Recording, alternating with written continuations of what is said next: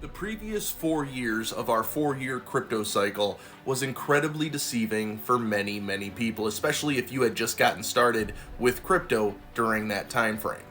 We had a series of absolutely major black swan events hitting the market, putting negative selling pressure onto those prices all throughout that bull run.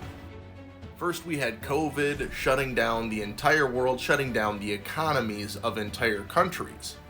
Then you had the China mining ban, which affected the hash rate of Bitcoin. It affected the overall social public perception of Bitcoin at the time.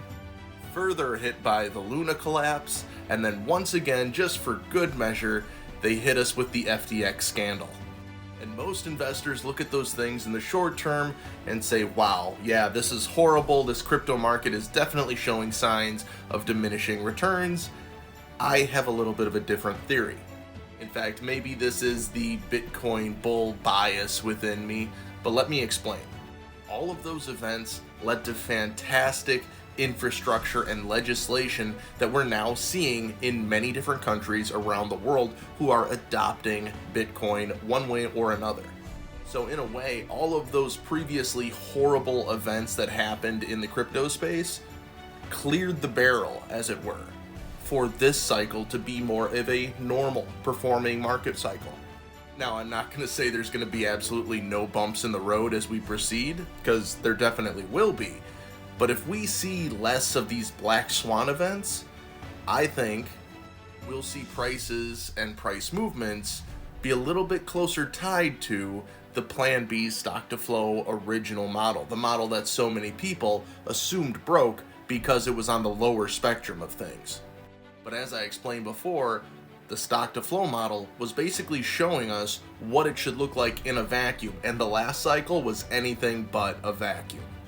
And if you take a look at that stock to flow chart and notice how far below that it's maintained beneath that default price baseline, think about it. What was going on those last few years? We know for a matter of fact, some of the wealthiest and most powerful companies, corporations, and individuals were getting into Bitcoin.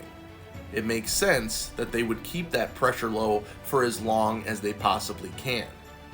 And furthermore, notice the upswing that we've been seeing recently. They cannot hold back the buying pressure of these ETFs. When I talk about my prices on here for my crypto expectations, I do so incredibly conservatively, because to have the mindset that it's just going to go higher and higher and higher without any limits is incredibly irresponsible to anyone who's looking to take profits this cycle. With that being said, having a responsible cash out plan at different points in the market is a safe way to make sure that even though you're taking solid profits at this level, you still have a little bit more to sell at this level and a little bit more to sell at this level if you think that's a possibility. So yes, overall, I'm very bullish on this cycle. I think 2024 and 2025 are going to surprise most people in the markets in a good way. If you like these thoughts, theories, and speculations on the crypto market, make sure to hit that like, hit that follow, leave me a comment down below, and I'll see you in the very next video. Thanks.